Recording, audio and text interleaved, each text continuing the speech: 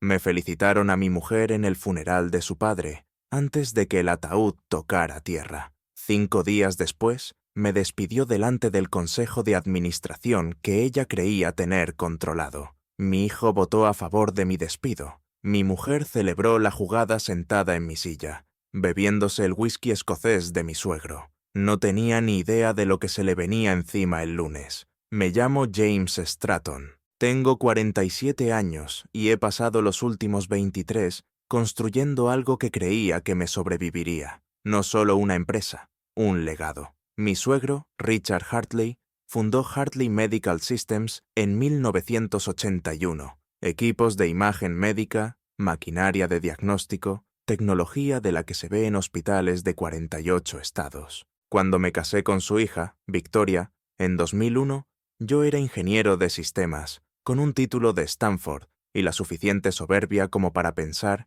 que podía revolucionar el sector. Richard vio algo en mí, dijo que le recordaba a él mismo a los 30. No era especialmente sentimental, pero creía en la capacidad, y yo era capaz. Para 2007, cuando la empresa necesitó capital para sobrevivir al desplome financiero, no me limité a firmar un cheque. Reestructuré toda la operación, renegocié contratos con proveedores, optimicé la producción, recorté gastos generales un 38% sin despedir a un solo trabajador de planta. Richard lo llamó magia, yo lo llamé matemáticas. Aguantamos cuando 3 de nuestros competidores se hundieron. Victoria se apuntó el mérito de apoyar el negocio familiar. Ella dirigía el departamento de marketing, que básicamente consistía en aprobar campañas que otros diseñaban y asistir a inauguraciones y eventos con posibles clientes. Tenemos 2 hijos. Brandon tiene 22 años y trabaja en desarrollo de negocio en Hartley Medical,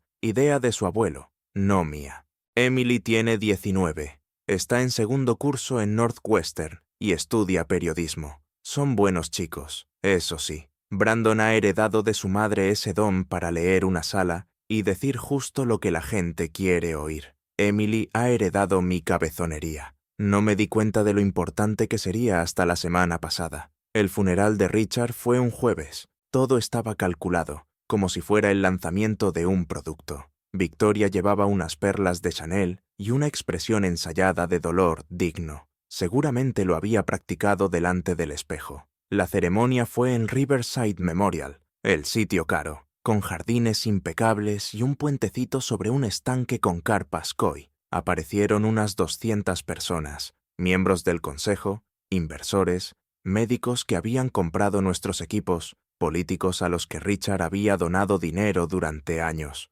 Conté a 14 personas que felicitaron a Victoria antes de que el féretro siquiera llegara al coche fúnebre. 14. «Señora directora general», le susurró un miembro del consejo, apretándole el codo como si acabara de ganar un premio. Ella sonrió con esa sonrisa corporativa, la que usaba en las llamadas con inversores. Cálida, pero no demasiado. Segura, pero sin parecer arrogante. Perfectamente practicada. Mi nombre no aparecía en el programa. Mi silla no estaba en la primera fila.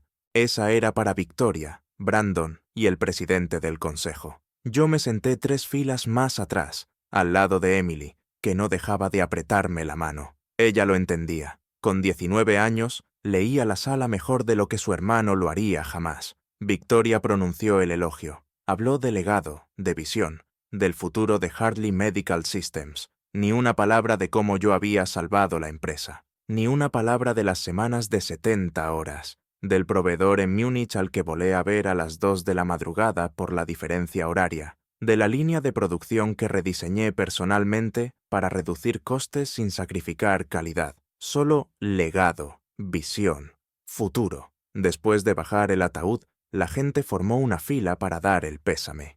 Victoria se colocó en el centro aceptando condolencias como si estuviera recibiendo una herencia. Supongo que eso era exactamente lo que ella creía que estaba pasando. Brandon se puso a su lado, interpretando al hijo perfecto, estrechando manos a los mismos consejeros que habían olvidado mis aportaciones. Emily se quedó conmigo. «Papá», me dijo en voz baja, «¿por qué no estás ahí arriba?» «Porque no me han invitado», respondí. Me miró con esos ojos afilados que no se pierden nada. «¿Qué está pasando?» «Todavía nada», le dije, «pero pasará». El desmoronamiento empezó antes de que el cuerpo de Richard se enfriara. El lunes por la mañana intenté entrar en mi correo. Contraseña inválida. La restablecí. Protocolo estándar de informática. Pero al mediodía ya me habían revocado el acceso a las bases de datos financieras. Para el martes, las reuniones que yo había convocado la semana anterior aparecieron canceladas y recolocadas sin avisarme. La gente dejó de copiarme en cadenas de correos que yo mismo había iniciado. El miércoles por la mañana conduje hasta la sede de Hartley Medical en Foster City, como llevaba haciendo 23 años. Mi tarjeta funcionó en la entrada principal, pero cuando intenté acceder a la planta de dirección, el lector parpadeó en rojo. Acceso denegado. Janet, la supervisora de seguridad, parecía incómoda. Trabajaba allí desde 1998. Señor Stratton, lo siento, pero sus credenciales de directivo están en revisión. Pone que es temporal, solo durante la transición. ¿Transición a qué?, le pregunté. No me sostuvo la mirada. No tengo detalles, señor, pero puedo acompañarle arriba si lo necesita. No necesitaba que me escoltaran en mi propio edificio, pero lo acepté. Janet me acompañó al ascensor, pasó su tarjeta y pulsó el 5. La subida fue silenciosa, salvo por el zumbido mecánico. Cuando se abrieron las puertas, vi mi despacho, el que ocupaba desde 2004, con la puerta abierta y a 2 personas dentro metiendo documentos en cajas. Caminé por el pasillo hasta la sala de juntas, donde se suponía que estaba ocurriendo nuestra reunión semanal de operaciones. A través del cristal, vi a Victoria en la cabecera de la mesa, en mi sitio. Brandon estaba a su derecha, tomando notas. 8 directivos más ocupaban el resto de sillas. Mi silla no estaba. La habían retirado. Victoria me vio a través del cristal. Nuestras miradas se cruzaron, quizá, 3 segundos. Luego volvió a su presentación, señalando una diapositiva que yo había preparado el mes anterior sobre las proyecciones del cuarto trimestre. Siguió hablando. Nadie me miró. Me quedé allí el tiempo suficiente como para sentirme un idiota y luego volví a mi despacho. Las 2 personas que estaban empaquetando los archivos se detuvieron en cuanto entré. Uno era de recursos humanos, un chaval llamado Derek al que habían contratado hacía 6 meses. La otra era Melissa, la asistente de Victoria. «Señor Stratton», dijo Derek, nervioso, «solo estamos consolidando algunos archivos duplicados por la transición». «Eso no son duplicados», respondí en voz baja. «Son originales, los contratos con proveedores de 2007 a 2012, las solicitudes de patente que presenté yo mismo, mis notas de investigación. La señora Stratton ha pedido que todo el material de la alta dirección se centralice», añadió Melissa. No dijo Victoria, dijo la señora Stratton. Cogí una foto enmarcada de mi mesa, la graduación de instituto de Emily, de hace unos años. Llevaba la toga azul, sostenía el diploma y sonreía a algo que yo le estaba diciendo. La metí en el maletín. «Podéis quedaros con el resto», les dije. El jueves me cambiaron la plaza de aparcamiento. Había tenido la misma durante 15 años. Tercera fila, plaza 47, justo al lado de la entrada sur. Cuando entré esa mañana, había un Honda Civic en mi sitio y un cartel nuevo, reservado Ave Stratton. Mi nueva plaza estaba en el 5º nivel del garaje, el de las luces fluorescentes que parpadean y los ascensores que siempre están averiados. No protesté. Aparqué y bajé 5 pisos por las escaleras. El viernes por la mañana, seguridad no encontraba mis credenciales de la tarjeta en el sistema. «Lo siento, señor Stratton», dijo el vigilante. Era otro, más joven. No me conocía. «Tiene que firmar como visitante». Firmé en un portapapeles, visitante en la empresa que yo había salvado. El lunes llegó con ese silencio que precede a las tormentas. Me puse traje, el Tom Ford color carbón que Victoria me había regalado por nuestro 20º aniversario, cuando todavía fingía que éramos socios. Llegué a Hartley Medical a las 8:45, firmé como visitante por 5º día consecutivo y subí en ascensor a la planta de dirección. La sala de juntas ya estaba ocupada. A través de las paredes de cristal, veía a todo el consejo de administración sentado alrededor de la mesa. 9 personas, Victoria en la cabecera, Brandon a su derecha, la silla frente a ella, mi antiguo sitio en las reuniones, estaba llamativamente vacía. A las 9:03, la asistente de Victoria abrió la puerta. «Señor Stratton», Ya pueden recibirle. Entré. Nadie se levantó. Nadie me dio la mano. El presidente del consejo, Thomas Reeves, un hombre con el que llevo 15 años jugando al golf, señaló la silla vacía. James, siéntate, por favor, dijo. Su voz tenía esa amabilidad ensayada que la gente usa antes de darte una mala noticia. Me senté y miré alrededor de la mesa. La mitad de esas personas estaban allí por recomendaciones que yo había hecho. La directora financiera, Patricia Bone, evitaba mi mirada. El responsable de I+D, al que yo había mentorizado en persona, se quedó mirando su tableta como si contuviera los secretos del universo. James, empezó Thomas, valoramos todo lo que has aportado a Hartley Medical durante estos años. Tu experiencia técnica ha sido invaluable. Pasado. Siempre delata. Sin embargo, continuó, dado el reciente proceso de reestructuración y la reorientación estratégica bajo el liderazgo de Victoria, el Consejo ha tomado la difícil decisión de rescindir tu puesto con efecto inmediato. La sala quedó en silencio. Conté hasta 5 por dentro. Dejé que el momento respirara, y sonreí. No una sonrisa grande, solo lo suficiente para que el ojo izquierdo de Thomas temblara. Por supuesto, dije. Lo entiendo perfectamente. La expresión de Victoria vaciló. Esperaba otra cosa. Enfado. Quizá suplicas. Desde luego, no acuerdo. Tu paquete de salida es bastante generoso, se apresuró Patricia, deslizando una carpeta por la mesa. 6 meses de salario, cobertura médica durante 1 año y el 100% de consolidación de tu plan de jubilación. No toqué la carpeta. ¡Qué detalle! Necesitaremos tus credenciales de acceso al edificio y que devuelvas cualquier propiedad de la empresa antes de que termine el día, añadió Thomas. Por supuesto, respondí. Lo tendré todo en seguridad antes del mediodía. Brandon se removió en la silla. Tenía cara de incomodidad, como si estuviera viendo algo que no entendía del todo. Bien, que se sienta incómodo. ¿Hay algo que quieras decir?, preguntó Victoria. Su voz era fría, controlada. Voz de directora general. Me levanté despacio y me abotoné la americana. Solo una cosa. Todos se inclinaron un poco hacia adelante, esperando. Gracias por la oportunidad, dije. Ha sido educativo. Salí antes de que nadie pudiera responder. No di un portazo. No miré atrás. Caminé hasta el ascensor. Pulsé el botón y bajé. Ya en el coche, el móvil vibró. Un mensaje de Emily. Papá, Brandon me acaba de escribir. Dice que te han despedido. ¿Estás bien? Contesté. Bien.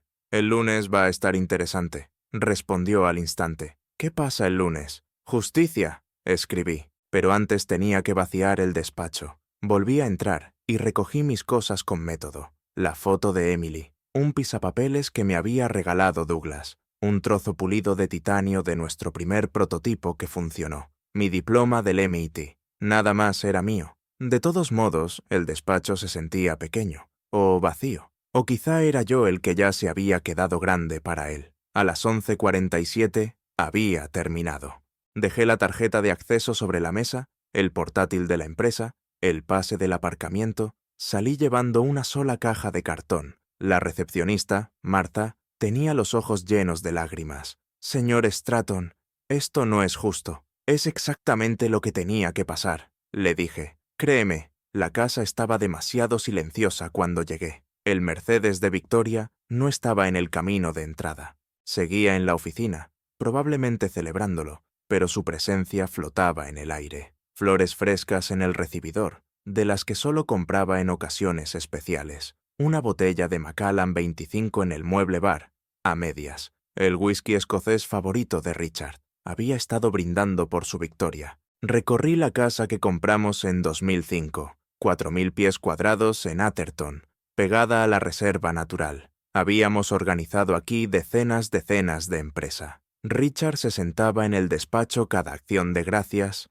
bebiendo bourbon y contando historias de los primeros tiempos de Hartley Medical. Y fue en ese despacho donde la encontré. Victoria estaba sentada en mi sillón de cuero, el que compré en una subasta de enseres en 2008, el que siempre había dicho que era demasiado masculino para esa habitación. Nunca se había sentado en él, ni una sola vez en 17 años. Tenía en la mano un vaso de cristal, con 2 dedos de ese Macallan. Se había quitado los zapatos y metía los pies, con las medias puestas, debajo de las piernas. Parecía cómoda, dueña de todo. «Esto es mejor para los dos», dijo Victoria sin levantar la vista, mientras hacía girar el whisky con suavidad. «Serás más feliz fuera de la estructura corporativa. Nunca has sido material de directivo». Dejé la caja junto a la escalera. «Ah, sí, eres brillante en lo técnico», continuó, «pero te falta visión, estrategia. Mi padre también lo veía. Al final, sabía que la empresa necesitaba a alguien capaz de pensar a lo grande, con perspectiva». «¿Tu padre te dijo eso?», pregunté. «No me hizo falta que me lo dijera», respondió. Se notaba. Empezó a consultarme más, a incluirme en conversaciones del consejo. Me estaba preparando para liderar. Subí hacia la escalera, me detuve a mitad y me giré un poco. «¿Alguna vez te has preguntado por qué me dio la caja fuerte de mi despacho?», pregunté. Su mano se quedó quieta a mitad de giro. «¿Qué caja fuerte?». «La de mi oficina, la biométrica, la que se abre con mi huella. Tu padre la instaló personalmente en 2012. Dijo que era para documentos importantes». Su expresión cambió. No llegó a ser preocupación, pero se acercó. «¿Qué documentos?», preguntó.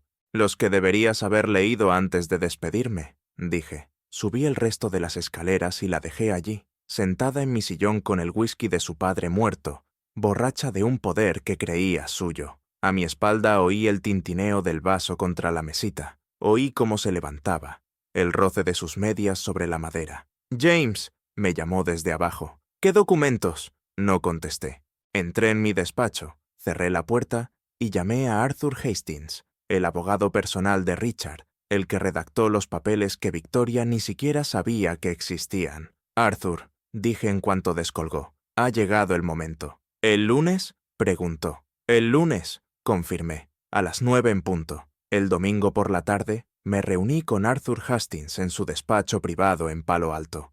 El edificio era uno de esos victorianos restaurados, encajados entre torres de cristal y empresas tecnológicas, fácil de pasar por alto si no sabías lo que buscabas. En la puerta, una placa de latón decía «Hastings & Associates, Derecho Sucesorio», con letras tan pequeñas que parecían diseñadas para disuadir curiosos. Arthur había sido el abogado de Richard durante 43 años. Llevó su testamento, sus fideicomisos, el divorcio complicado de su primera esposa en los 80. Para Richard, llamar familia a alguien significaba algo. Arthur era familia. Me esperaba en su despacho cuando llegué. 71 años, pelo plateado, gafas de montura fina y un cardigan que probablemente había sido caro en 1987. Encima de la mesa tenía un maletín de cuero gastado, como un perro fiel echado a sus pies. «James», dijo Arthur poniéndose en pie para estrecharme la mano. Su apretón fue firme, sereno.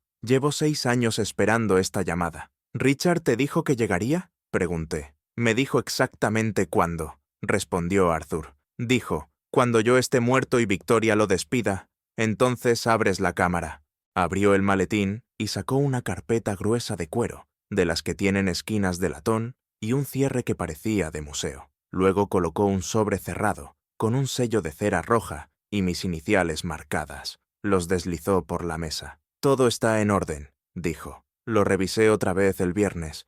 Ni un solo documento ha sido impugnado ni sustituido». Richard era meticuloso. Abrí la carpeta. Dentro había decenas de documentos organizados con pestañas de colores. Acuerdos de traspaso, contratos de compra de participaciones, algunos fechados en 2007, otros más recientes. Todo firmado, compulsado ante notario y con testigos. «La transferencia de participación clave», señaló Arthur tocando la primera sección. «Cuando Harley Medical necesitó capital en 2007, tú aportaste $12 millones. Richard lo estructuró como una compra de acciones, no como un préstamo. Un 29% del capital, con derechos de voto». Lo recordé. Victoria estaba embarazada de Emily. Usamos mi bonus por la venta de una patente, dinero que yo estaba guardando para una casa. Richard me miró a los ojos y dijo, «Esto te convierte en familia de la única forma que importa durante los próximos 16 años». Arthur continuó, «Adquiriste acciones adicionales a través de distintos mecanismos, participaciones silenciosas, cuentas custodiadas, estructuras de fideicomiso, todo autorizado por Richard y todo documentado». Pasó a otra pestaña, cláusula de participación conyugal. Cuando te casaste con Victoria en 2001, Richard creó un fideicomiso de protección del cónyuge. Si el matrimonio terminaba, o si se demostraban malas prácticas corporativas que afectaran a los intereses familiares, ciertas acciones se transferían automáticamente a la parte correspondiente. ¿Cuántas acciones en total?, pregunté. Arthur sacó una hoja con números en columnas ordenadas, porcentajes, fechas, firmas. Me la deslizó. El 62%, dijo. Controlas el 62% de las acciones con derecho a voto de Hartley Medical Systems. La sala se quedó en silencio, salvo por el reloj antiguo de la estantería, marcando el tiempo como un latido. Ella no lo sabe, dije. Nadie lo sabe, confirmó Arthur. Salvo tú, yo y el fiduciario de Wells Fargo que gestiona las cuentas de la sociedad tenedora. Asentí. Richard lo quiso así. Lo llamó su póliza de seguro. ¿Contra qué?, pregunté. Arthur bajó la voz. Contra que su hija se convirtiera en alguien a quien ya no reconocía. Quería a Victoria, pero vio en qué se estaba convirtiendo. Ambición sin fondo. Derechos sin esfuerzo. Me dijo una vez, si intenta borrar a James, está borrando al hombre equivocado. Cogí el sobre sellado y rompí la cera. Dentro había una sola hoja con membrete personal de Richard, escrita a mano con tinta azul. James, si estás leyendo esto, es que yo ya no estoy, y mi hija ha cometido un error terrible. Siento no haber podido arreglarla. Lo intenté. Lo que sí pude arreglar fue una empresa. Ahora es tuya. No dejes que destruya lo que construimos. Richard, doblé la carta con cuidado y la volví a meter en el sobre. ¿Cuál es el plan?, preguntó Arthur. Mañana por la mañana presentamos la notificación de convocatoria de Junta Extraordinaria de Accionistas, dije, según la cláusula 12C de los Estatutos Sociales. Obliga a la convocatoria inmediata del Consejo cuando el accionista mayoritario exige una revisión de la estructura. «Van a pelearlo», advirtió Arthur. «Que lo intenten», respondí. «Los documentos son blindados. Tú te encargaste de eso». Arthur sonrió, la primera sonrisa auténtica que le veía. «Tu suegro no me contrató por mi simpatía, me contrató porque no pierdo». Pasamos las 2 horas siguientes revisando cada documento, cada firma, cada posible contingencia. Cuando me fui, ya había pasado la medianoche. Las luces de la ciudad parpadeaban abajo como una placa base, encendiéndose para la batalla. Le escribí a Emily. «Mañana cambia todo». Respondió al instante. «Bien, mamá está insoportable desde el funeral. Se va a poner peor», tecleé. «Y después se va a quedar en silencio». A las 9:01 en punto de la mañana del lunes, el correo electrónico llegó de forma simultánea a la bandeja de entrada de todos los miembros del Consejo. Asunto: convocatoria de Junta Extraordinaria de Accionistas, cláusula 12, C. No estaba allí para ver sus caras, pero Arthur me había descrito el proceso. La confusión inicial, la segunda lectura, más lenta. Y entonces la comprensión. El correo iba dirigido, de forma quirúrgica, al Consejo de Administración de Hartley Medical Systems, de conformidad con la cláusula 12C de los Estatutos Sociales. Según la modificación de 2012, el abajo firmante, accionista mayoritario, exige la convocatoria de una junta extraordinaria para tratar los siguientes puntos. 1. Disolución inmediata de los actuales cargos ejecutivos. 2. Revisión de todas las distribuciones de capital y derechos de voto. 3. Reestructuración de la composición y el liderazgo del Consejo. La reunión se celebrará hoy, lunes 9 de diciembre, a las 12 horas, en la sala de juntas ejecutiva. La asistencia es obligatoria conforme a los derechos del accionista. Atentamente, James Stratton, accionista mayoritario, Hartley Medical Systems. Los archivos adjuntos eran aún peores. 12 documentos en PDF, cada uno legal y mío. Acuerdos de traspaso de acciones, contratos de compra de participaciones, documentación fiduciaria que acreditaba mi participación de control del 62%, notariados, con testigos, fechados, imposibles de impugnar. A las 9:07 empezó a sonar mi teléfono. Victoria. No contesté. A las 9:12 llamó Thomas Reeves. Lo dejé ir al buzón de voz. A las 9:18, Patricia Bond escribió un mensaje. «James, tenemos que hablar. Esto no puede ser legítimo», respondí. «Nos vemos a las 12». Arthur me llamó a las 9:23. La directora financiera acaba de exigirme verificación, dijo. Le he enviado los extractos fiduciarios de Wells Fargo y los acuerdos originales de 2007. ¿Qué ha dicho? Ha colgado sin despedirse. ¿Cuánto tardará Victoria en llamarte? Pregunté. Ya lo ha hecho 3 veces. No he contestado. A las 9:31 llamó Emily. Papá, Brandon acaba de aparecer en mi piso. Está fuera de sí. Dice que estás intentando robar la empresa. No estoy robando nada, le dije. Estoy recuperando lo que es mío. Dice que mamá está teniendo una crisis, tirando cosas en su despacho. Emily, necesito que confíes en mí. ¿Puedes hacerlo? Silencio durante un segundo. Siempre he confiado en ti, papá. Eres el único que nunca me ha mentido. A las 10:15, mensajeros acreditados llegaron a la sede de Hartley Medical con copias físicas de la notificación, carpetas negras, papel de alta calidad, del que dice sin palabras, esto no es negociable. Una para cada miembro del consejo. Entrega en mano. Firma de recepción obligatoria. Marta, la recepcionista, me contó después que Victoria interceptó la suya en el vestíbulo. La abrió allí mismo, de pie junto a un ficus artificial. Leyó la primera página, luego la segunda. Su cara pasó de la confusión a un reconocimiento pálido. ¿Esto es legal?, le preguntó a Marta, como si ella pudiera saberlo. Marta se encogió de hombros. Señora, yo solo contesto al teléfono. A las 11:03, el abogado de Victoria llamó a Arthur. Exigió saber de dónde procedían las acciones, quién había autorizado las transferencias, si existía alguna irregularidad procedimental. La respuesta de Arthur fue una obra maestra de brevedad jurídica. Cada documento fue ejecutado personalmente por Richard Hartley,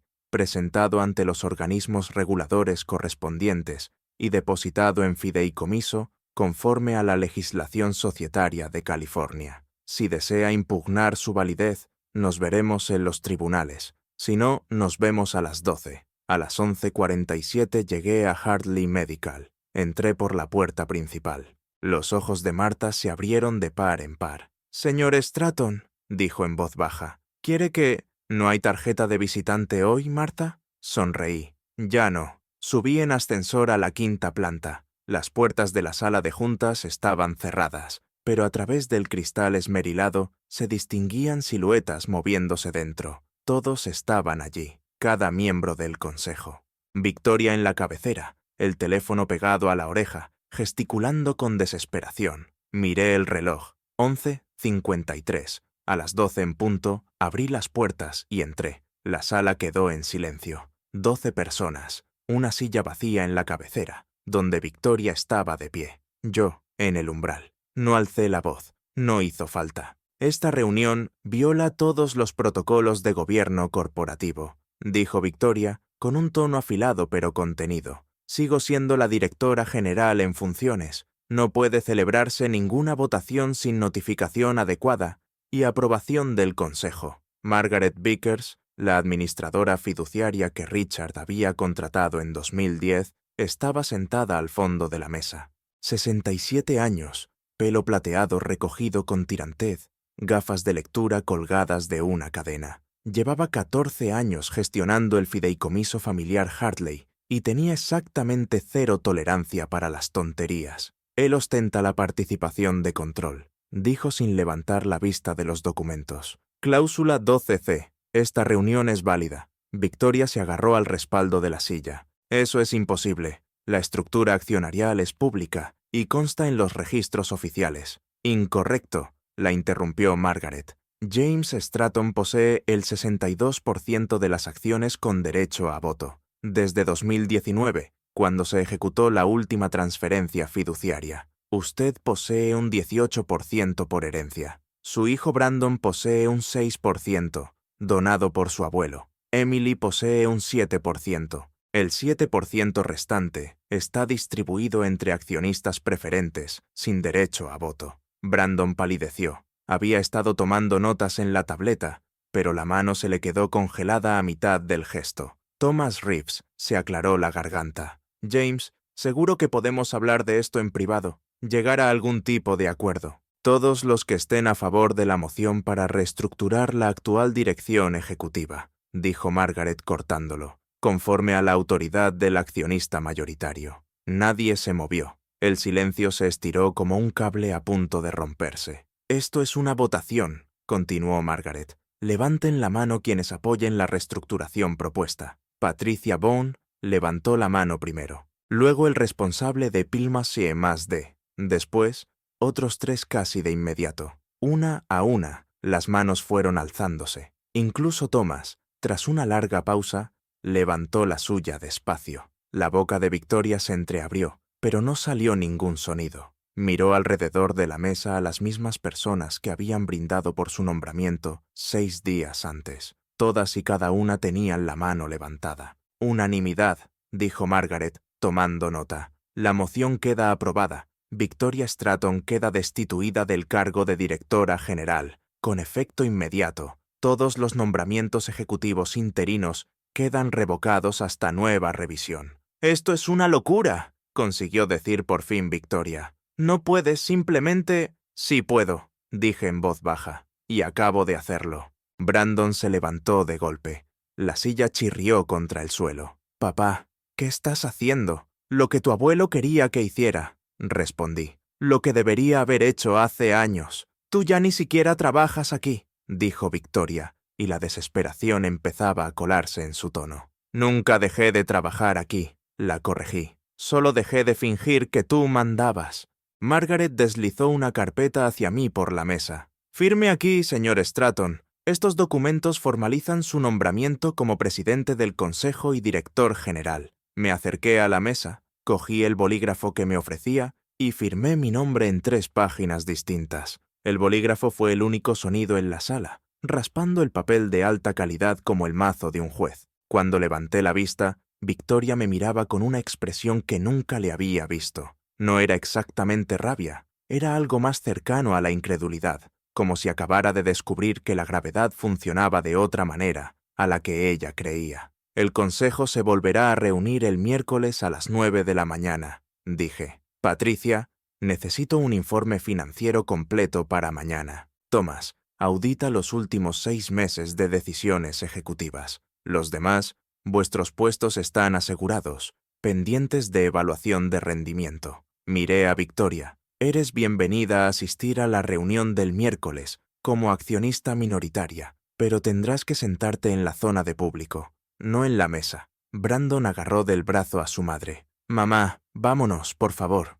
Durante un instante pensé que discutiría, que montaría una escena. En lugar de eso, cogió el móvil y su carpeta, se recolocó la chaqueta y caminó hacia la puerta. Se detuvo a mi lado, lo bastante cerca como para oler su perfume, el mismo que llevaba el día de nuestra boda. «Lo planeaste todo», susurró. «¿Desde el principio?» «No», respondí. «Lo planeó tu padre. Yo solo lo ejecuté». Se marchó sin decir nada más. Brandon la siguió como una sombra. A través del cristal los vi caminar hacia el ascensor. Victoria iba perfectamente erguida, barbilla alta, cada centímetro de la directora general que fingía ser. Las puertas se cerraron y desapareció. A las 4 de la tarde, la noticia ya se había filtrado. Alguien del consejo, mi apuesta era Patricia, que nunca había soportado a Victoria, avisó a un periodista de negocios del San Francisco Chronicle. El titular apareció en la web a las 16:17.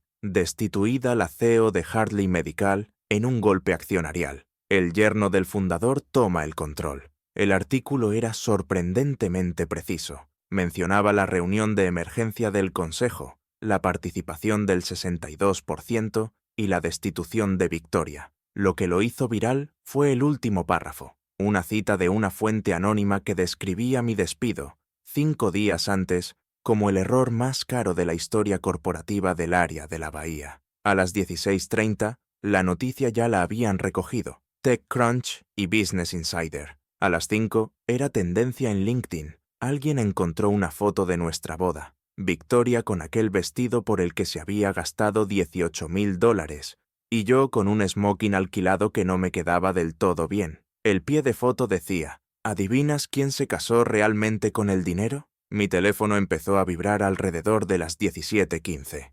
Mensajes de antiguos compañeros, inversores, gente con la que no hablaba desde hacía años. La mayoría felicitaciones. Algunos, claramente, intentando sonsacarme información. Emily llamó a las 17:42. Papá, está en todas partes. Brandon está perdiendo la cabeza. Mamá se ha encerrado en su despacho y no habla con nadie. ¿Cómo estás tú? ¿Y tú cómo estás? Le pregunté. Bien, dijo Emily, y pude oír la sonrisa en su voz. La verdad es que muy bien. El abuelo siempre decía que eras la persona más lista de la habitación. Supongo que no exageraba. Tu madre tomó su decisión, añadí, y yo también he tomado la mía. Me interrumpió. Estoy orgullosa de ti, papá. Eso me golpeó más fuerte de lo que esperaba. Gracias, cariño. Hay algo que deberías saber, continuó. Brandon me enseñó un memorando que mamá escribió hace 6 meses. Estaba planeando echarte incluso antes de que el abuelo muriera. Tenía toda la estrategia diseñada.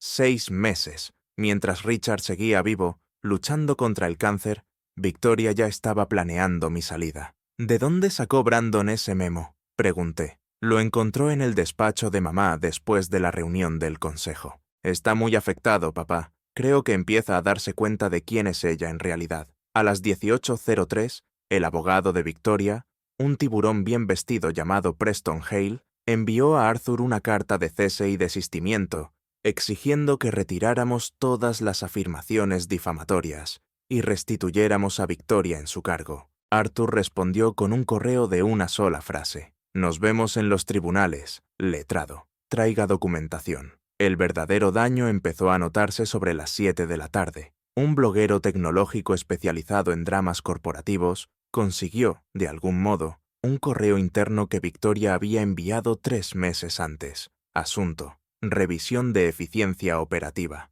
En él me describía como lastre heredado y sugería que mis aportaciones técnicas, aunque históricamente relevantes, ya no encajaban con la visión estratégica de la empresa. Lastre heredado. El hombre que había salvado la empresa era lastre. El bloguero lo publicó con el titular: «Cómo insultar a tu accionista mayoritario, un caso práctico de estupidez corporativa». Y aún fue a peor. A las 19:34, alguien filtró una grabación de la reunión del consejo en la que Victoria me despidió. No sé quién la grabó. Probablemente el móvil de alguien bajo la mesa, pero el audio era lo bastante nítido. La voz de Victoria, fría y corporativa. Rescindimos su puesto con efecto inmediato. Y luego mi respuesta, tranquila, medida, casi divertida. Por supuesto, lo entiendo perfectamente. El lunes va a ser interesante. Ese clip se hizo viral. A las 20 horas ya tenía 500.000 de visualizaciones en Twitter.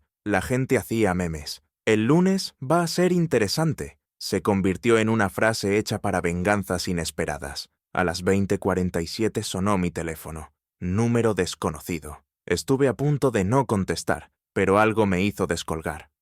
«Señor Stratton», dijo una voz de mujer, profesional pero cercana. «Soy Jennifer Cole, de 60 Minutos. Nos gustaría hablar con usted para hacer un reportaje sobre gobierno corporativo y empresas familiares. ¿Le interesaría?» «Ahora mismo, no», respondí. «Entiendo. Si cambia de idea, no la cambiaré», dije, y colgué. La casa estaba en silencio cuando llegué a las 21:30. El coche de Victoria no estaba. Su armario, medio vacío. Se había llevado ropa, neceser, el joyero, y dejó lo demás. En la encimera de la cocina había una nota, con su letra afilada y furiosa. «Esto no ha terminado». La hice una bola y la tiré a la basura. El móvil vibró. Mensaje de Emily. «Mamá está en el Four Seasons. Brandon está con ella. Yo me quedo esta noche en casa de Sara». «¿Estás bien?», respondí. «Estoy bien. Descansa. Mañana va a ser un día movido». Me serví 2 dedos de Macallan, de la misma botella de la que Victoria había estado bebiendo, y me senté en mi silla, en mi casa, en mi empresa. El silencio sabía a victoria. La reunión del consejo del miércoles empezó a las 9 en punto. Llegué 15 minutos antes, con la vieja cartera de cuero de Richard, la que había usado durante 40 años, desgastada en las esquinas, con las iniciales en dorado, ya apagado, casi bronce. La sala de juntas se sentía distinta. Mi nombre estaba en la plaquita de la puerta: presidente y director general. La silla de la cabecera era mía, no por robo, sino por papeles más antiguos que las ambiciones de Victoria. Patricia tenía listo el informe financiero, lo deslizó por la mesa conforme iban entrando los miembros del consejo. 9 personas, las mismas caras del lunes, otra energía. Ahora sabían quién mandaba. Antes de empezar, dije, quiero hablar del fondo de pensiones. La sala se quedó inmóvil. La mandíbula de Patricia se tensó. Durante los últimos 8 meses, continué, se transfirieron 4,2 millones de dólares del fondo de jubilación de los empleados a una cuenta discrecional etiquetada como flexibilidad operativa ejecutiva. ¿Puede explicarlo, Patricia? Se aclaró la garganta. Esas transferencias las autorizó la directora general en funciones como préstamos a corto plazo para cubrir desfases de tesorería durante el periodo de transición.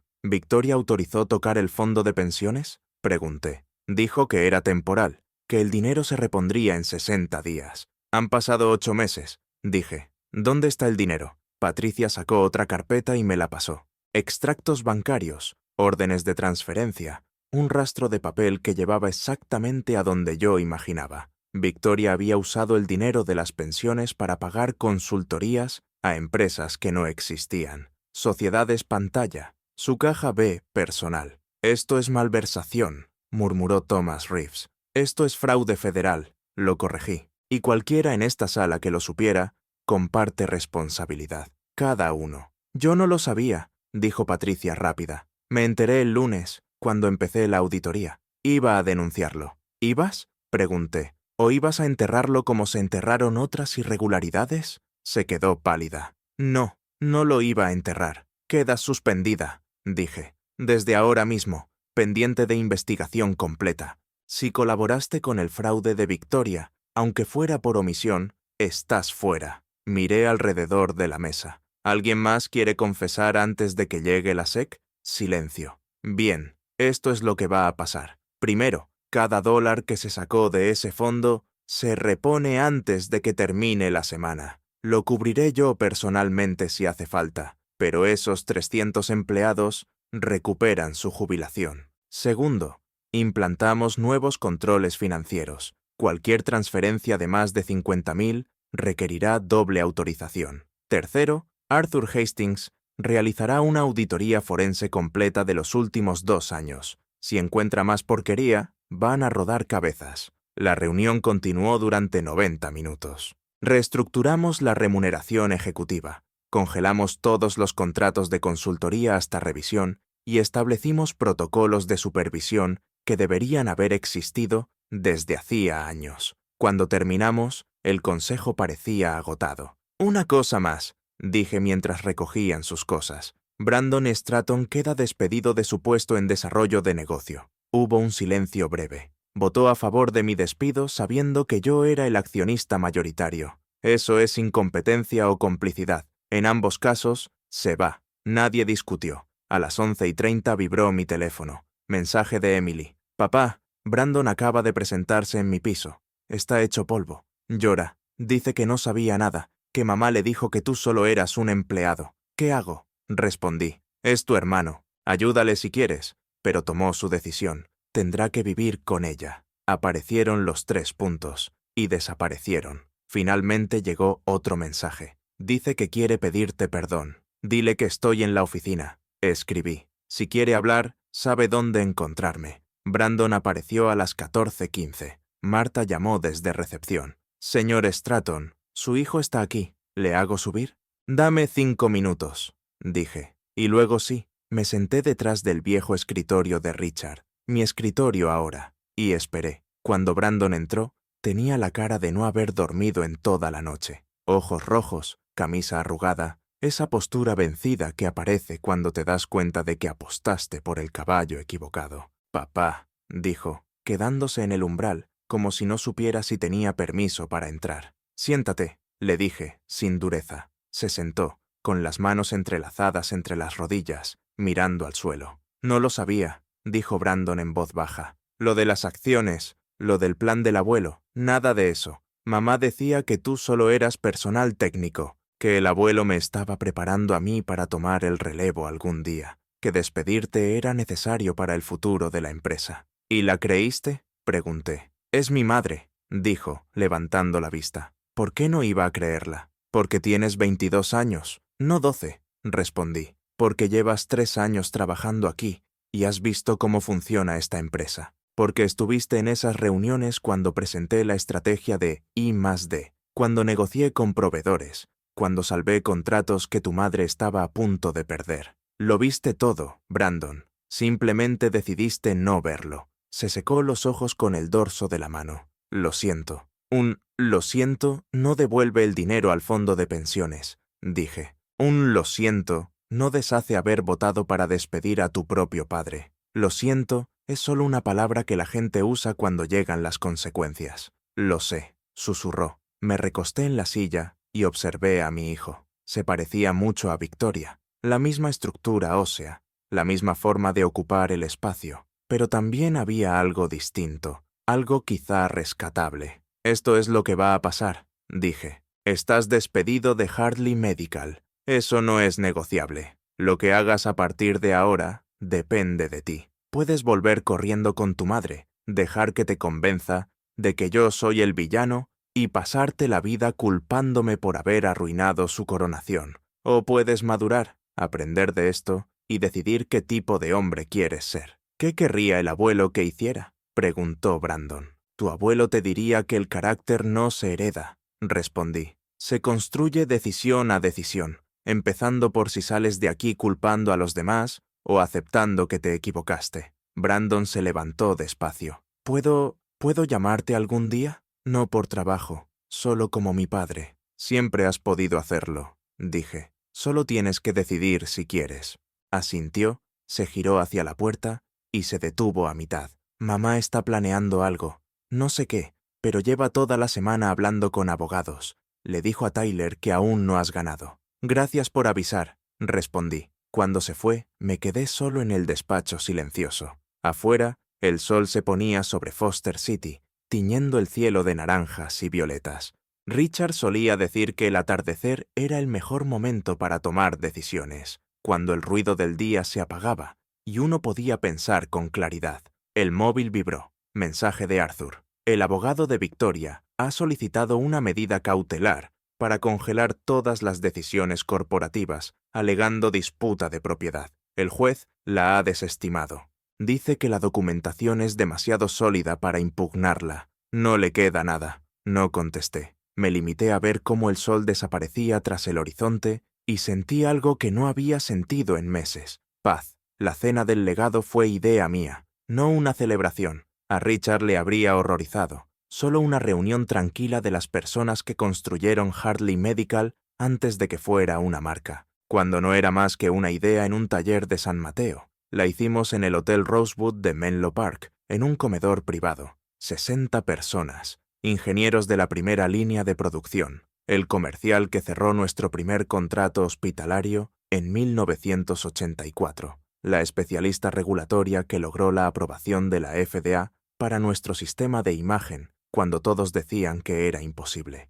Los primeros inversores de Richard, los que creyeron en él cuando el equipamiento médico eran orinales y termómetros, no máquinas de diagnóstico que salvaban vidas. No invité a Victoria. Nunca había formado parte de la construcción, solo de la apropiación. La sala era cálida y sobria. Un cuarteto de cuerda tocando música clásica, elegante pero sin afectación. Manteles de lino, arreglos florales sencillos, una velada que Richard habría aprobado. Sin prensa, sin fotógrafos, sin espectáculo, solo la gente adecuada diciendo las cosas correctas. Me levanté a hablar alrededor de las 8:30, después de la cena pero antes del postre. La sala se quedó en silencio. Richard Hartley construyó algo que importaba, dije. No porque diera dinero, aunque lo dio, sino porque resolvía problemas. Cuando un hospital de Des Moines necesitaba equipos de imagen que pudiera pagar, Richard los hizo asequibles. Cuando una clínica rural de Montana necesitaba piezas, Richard se aseguró de que las tuviera. No creó esta empresa por el legado, la creó porque la gente necesitaba lo que hacíamos. Miré alrededor. Canas, rostros marcados, personas que recordaban cuando el éxito era enviar 5 unidades al mes, no 500. Algunos heredan títulos, continué. Otros heredan responsabilidad. Richard conocía la diferencia. Por eso confió la empresa a personas que entendían lo que significa construir de verdad. No el marketing, no el posicionamiento de marca, no las llamadas trimestrales de resultados.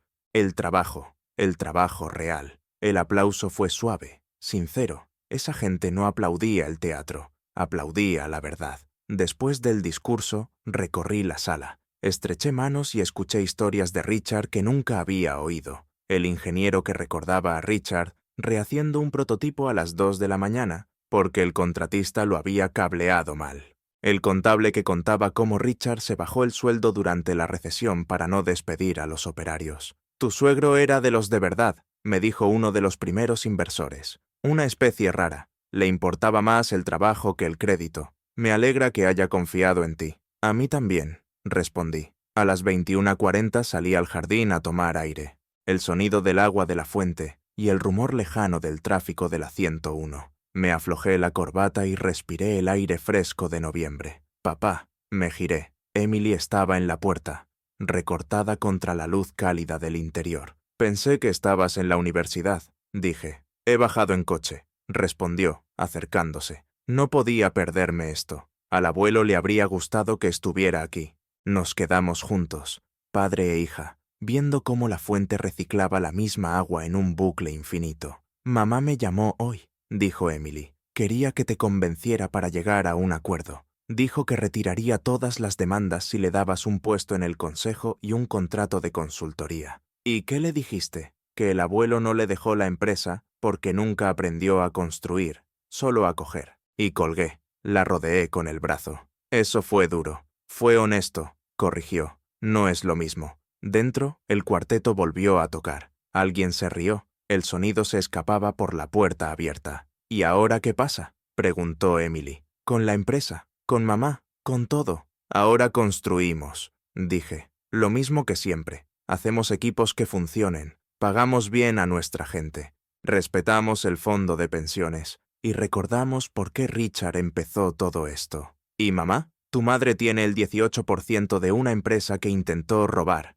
respondí. «Cobrará dividendos, irá a juntas de accionistas y vivirá cómodamente. Pero nunca volverá a dirigir Hartley Medical. Eso se acabó el día que me despidió». «Bien», dijo Emily en voz baja. Volvimos a entrar juntos. La velada se alargó hasta pasada las 11. La gente se fue marchando en parejas y pequeños grupos, prometiendo mantenerse en contacto, recordar los viejos tiempos y honrar lo que Richard había construido. A las 23:30 solo quedábamos Arthur Hastings y yo, sentados en el comedor vacío con café frío y la satisfacción de un trabajo bien hecho. «Richard estaría orgulloso», dijo Arthur.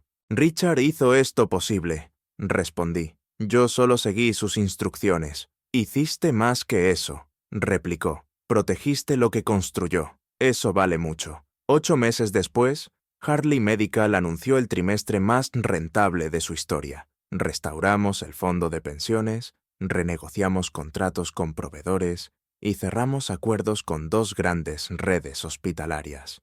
Brandon se matriculó en un posgrado en Berkeley, estudiando ética empresarial. Curiosamente, llamaba todos los domingos. Lo estábamos trabajando. Victoria se instaló en Santa Bárbara, asesorando a startups médicas, bajo su apellido de soltera, Hartley Consulting. Intentó construir su propio legado, separado de la empresa que había perdido. Supe que le fue razonablemente bien. No seguí el tema de cerca. Emily terminó su carrera de periodismo y se incorporó al departamento de comunicación de la empresa. No porque yo le diera el puesto, sino porque se lo ganó. A Richard le habría gustado eso. A veces, tarde por la noche, me sentaba en la silla que había usado Richard y pensaba en la decisión que tomó tantos años atrás, confiar en mí y no en su hija, crear protecciones que ella nunca supo que existían, planear un futuro en el que la competencia importara más que la sangre. Vio algo en mí que yo no había visto en mí mismo, o quizá vio a Victoria con claridad y tomó la única decisión que tenía sentido. Sea como sea, Hartley Medical Systems sobrevivió, no por un nombre, ni por un legado, ni por una herencia, sino por el trabajo real. Y pensé que, exactamente así, es como Richard habría querido que fuera.